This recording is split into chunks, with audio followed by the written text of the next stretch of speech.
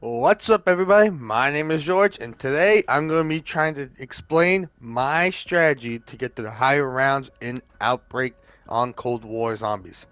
So, if you don't understand the whole process of Cold War Outbreak yet, it is essentially an open world zombies map. I have a video explaining it about my opinion, my first opinions on it before. Go check that video out first. But essentially, you go around, you have a bunch of missions to do, and people always seem to want to go for the higher tiers or difficulties, and they're always wondering what's the best way to set up for that.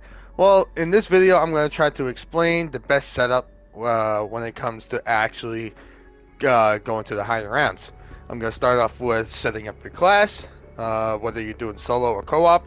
I'm going to then go into what you should be doing the first 2 rounds, what you should be doing rounds 3 through 5, and then everything after that, how to get to the higher rounds as quick as possible. So anyway, let's get into it. The first thing you should really worry about is actually how you should set up your classes. I always say start off with a Howard. Howard or Gallo, whichever one you really prefer. Some people like M16, but it really should be down to these two.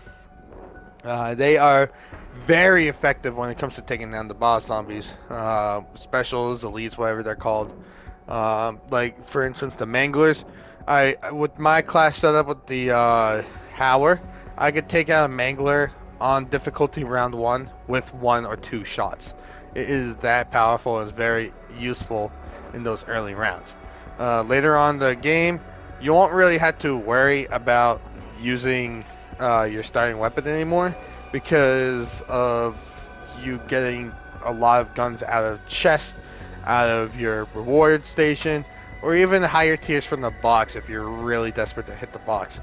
So I would just get something for the first 2 or 3 rounds, and I think the best gun to go with is the shotguns, either Howard or Gallo, and I prefer Howard over the Gallo. If you're playing solo, always rock Ring of Fire, tier 5. Ether Shroud's another very good choice, just because these are the ones that are going to really help you out the most. Frenzy Guard is just useless in my opinion when it comes to solo. Frost Blast, that's, I mean, it kind of helps, but like not really. It really, I just don't find it very helpful in a lot of situations. Energy Mine, that's very good for holdouts, but like other than that, I don't see a good use for it. And Healing Aura is probably what you should be rocking when you're playing co-op. You're going to find a lot of times you're going to be separated from the rest of your team, and they're going to go down, and this is the best way to pick them up across the map. So anyway, these are the 3 that you should be working with. Other than that, set up your class however you want, add your whatever attachments you want, etc., etc. Alright, and now let's get into what you should be doing in the early rounds. First off, what you should be doing once you get straight into the game. A lot of people say go straight for the side missions and do those. And while they are very helpful, I think there is one thing that you should do before you head to the starting missions. So the first thing that you should do when it comes to Cold War Zombies is to get on a vehicle and head straight to the challenge podium. Now, obviously, you need vehicles to traverse throughout the map as quickly as possible. But the challenge podium is actually where you're going to see the most effective way how to get your wonder weapons in the later rounds. You hit the challenge podium, and the challenges that you want to look out for are killing zombies, whether it be close quarters, whether it be hip fire, or whether it be critical kills. Or you're going to look for probably the easiest one to get a wonder weapon from, and that is collect essence and salvage. There are games I've had where I've had the mission of collecting essence and salvage, where I got a legendary tier reward from it 3 times before the timer was up. It is insane. It is an insane thing to collect. Because once you hit the legendary, once you get the legendary on that, you go to the challenge podium to collect your reward, and the amount of points that it drops for you instantly brings you back up to an epic, which means you're only 1 tier away from a legendary again.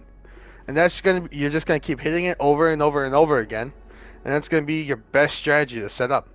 Another thing that's gonna be very helpful for your setup are gonna be these wisps that spawn in randomly across the map. Essentially, it is a wisp that doesn't appear on the big map, but on your little HUD in the top left corner, it will appear as like an orb ball. And when you go up to it, what you're supposed to do is just unload a bunch of bullets into it. That's gonna spill out a lot of essence out, and you're gonna be rewarded with a lot of points. And then it's gonna go to a second location. You're gonna follow the trail until it stops, and then you're gonna keep shooting it again. It's gonna go to a third location. Once again, follow it, keep shooting it. Not only is it gonna drop essence this time, it's gonna drop weapons. It's gonna drop armor in some cases, and it's gonna drop score streaks.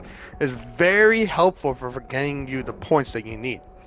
Now, when it comes to what you should be buying in the early rounds as well, I'd say in the first like 5 or 6 rounds, do not touch the box.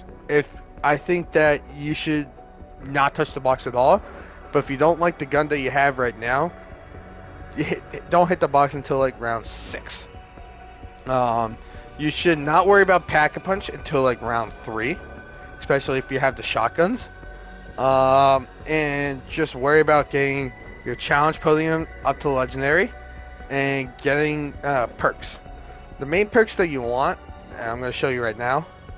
The main perks that you want are Stamina Up Tier 5, Quick Revive Tier 5, and Juggernog. I have a Tier 4 right now, but Tier 5 is also pretty good too. And then probably round 2, you're going to want to invest in Speed Cola and the Elemental Pop. These 5 perks are going to be very essential to you surviving in the later rounds. If you have Deadshot Daiquiri Tier 5, absolutely get this one too. But Tombstone, especially in solo, it's not going to be that helpful unless you're doing a holdout. I actually found glitches in the co-op where I bled out with Tombstone Soda active, and when I went to go pick up my my stash for 15,000 points, I never got any of my guns back. So in co-op, do not touch Tombstone Soda. I know I said in solo before, don't touch Tombstone, but with the glitches that are going on with the game right now, do not touch Tombstone Soda in co-op either. Actually, don't even touch this perk ever. Unless they actually like make it so that it's more useful than it actually is. Either taking away the points that you had to spend on the Tombstone the stash, or fixing up the glitches that are involved with Tombstone. Don't get this perk. Really, just don't. After the first 2 rounds of getting your perks and hitting that challenge podium, we're gonna go into the second step into getting into high rounds, and that is your mid rounds. Now, 3 to 5 doesn't sound like a lot, but with all the stuff that's going on in these rounds, yeah, it's gonna be a lot to handle, especially with the spawning of the new Panzers that are on the map. But what you're gonna do in these rounds, this is where you actually start investing into Pack-a-Punch. Around this time also, you will most likely have a wonder weapon by your side. If you don't have a wonder weapon, look out for the Megatons. The Megatons actually tend to spawn in a lot of the wonder weapons. Either ray guns or ray Ks I found to be the most typical to spawn when you kill a Megaton zombie. I think ray gun is better than ray K just by my playstyle, but if you are more of a keep the zombies close, and then ray K would be better for you.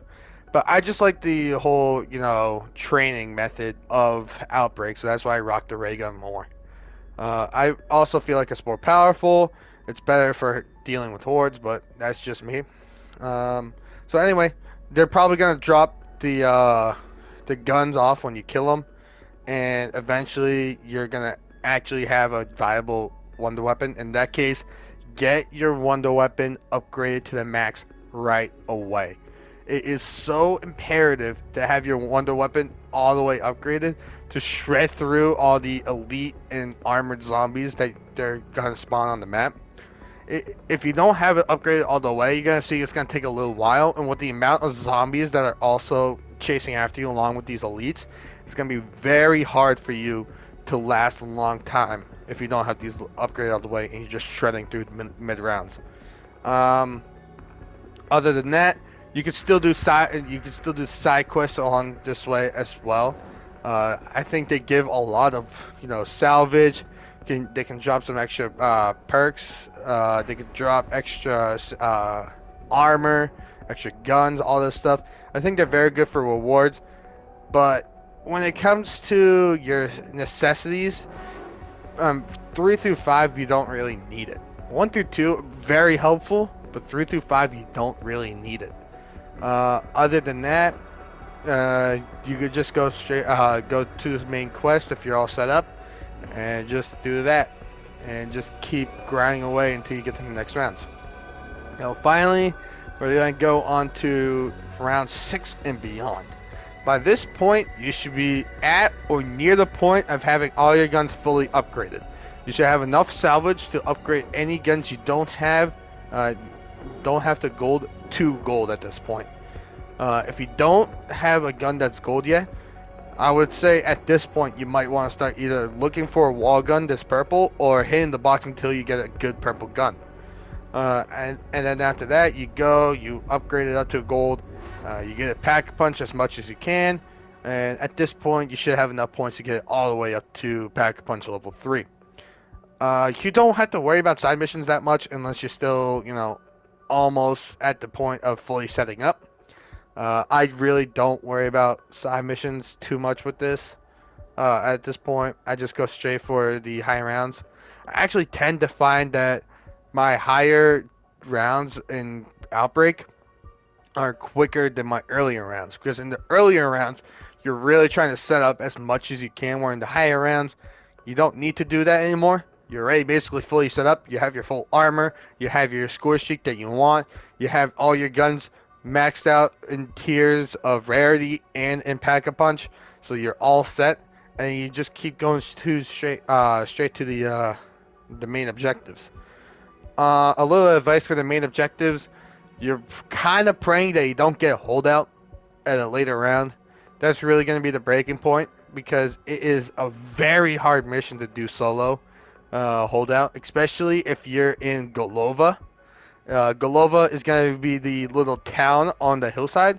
If you are on that map and you have the holdout where you're in like the little building where the Wonder Fizz usually is, it is very hard to stay put. You have to kind of train in this very condensed area, where in most other places where you do the holdout, you just camp in one corner and just spray your ray gun at this point. But anyway, you kind of had to pray that you don't get a holdout on that map in the later rounds or on Golova. You have to really focus on just using your wonder weapon. I tend to find also that your second weapon is kind of just used for casually taking out zombies, whereas the ray gun is kind of used for actually doing the main quest and other side quests as well. So if you're doing main quest, really focus on using your wonder weapon. If you ever run out of ammo, there is a very good chance that zombies will drop ammo clips on the floor, which you can actually use to pick up ray gun ammo or ray K ammo. The weird thing is, the die doesn't pick up that ammo. That's why I don't really like the die in the later rounds. I would definitely take the die in the first 5 rounds, because it absolutely shreds apart the elite zombies. It literally blasts them away. Even the panzers, one shot it'll blast it away.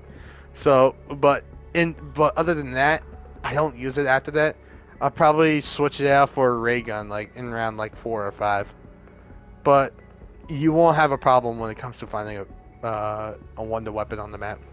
So, other than that, I think you should be all set to dive straight into Cold War, or Outbreak at least.